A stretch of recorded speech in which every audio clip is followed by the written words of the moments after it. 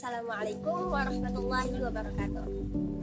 Alhamdulillahirabbil alamin, wassalatu wassalamu ala asyrofil anbiya'i wal mursalin sayyidina Muhammad wa ala alihi wa sahbihi ajma'in.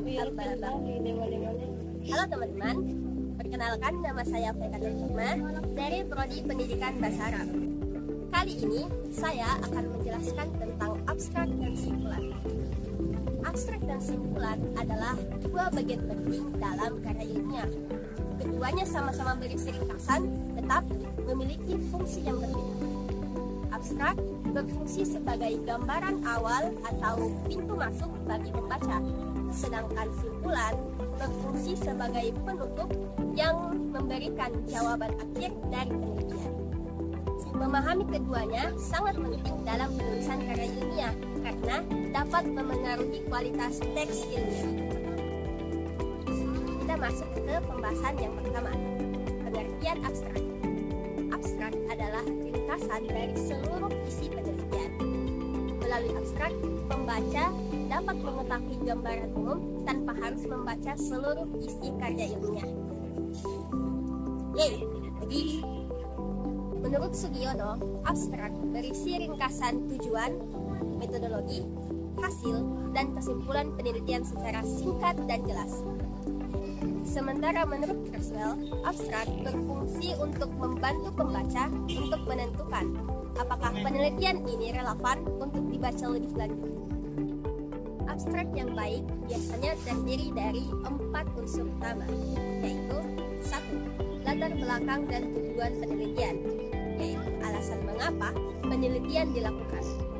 Yang kedua, metode penelitian, yaitu cara atau pendekatan yang digunakan. Yang ketiga, hasil penelitian, yaitu temuan utama yang diperoleh. Dan yang keempat, kesimpulan utama, yaitu manfaat atau makna yang diperoleh dari penelitian tersebut. Nah, kita masuk ke pembahasan yang kedua, pengertian simpulan. Jika abstrak berada di bagian awal, maka simpulan berada di bagian akhir. Simpulan adalah intisari dari hasil penelitian yang telah dilakukan.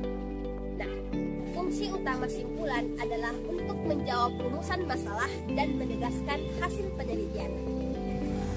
Dalam simpulan, penulis harus menjawab langsung pertanyaan penelitian, merangkum temuan yang paling penting, menjawab implikasi atau manfaat dari hasil penelitian, dan memberikan rekomendasi untuk penelitian selanjutnya jika diperlukan.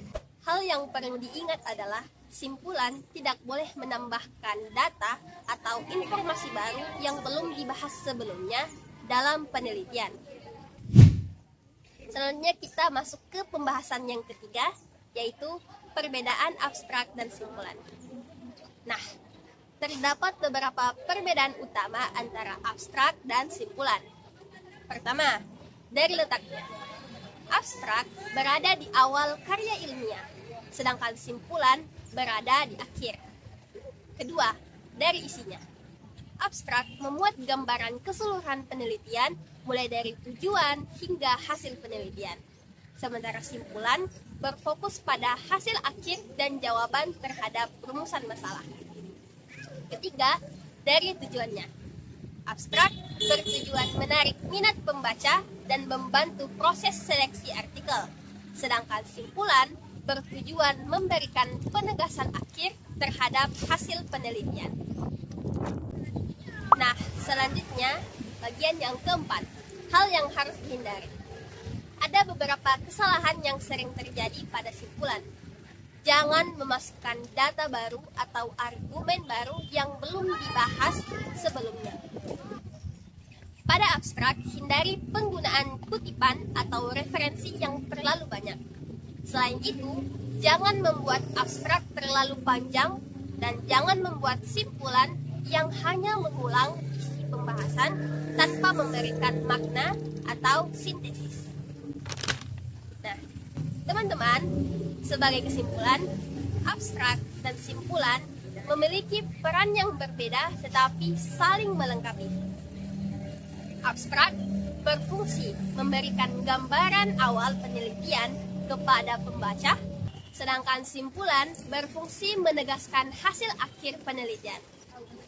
Dengan menulis abstrak dan simpulan secara tepat, karya ilmiah akan menjadi lebih jelas, lebih mudah dipahami, dan memiliki peluang lebih besar untuk diterima dalam publikasi akademik.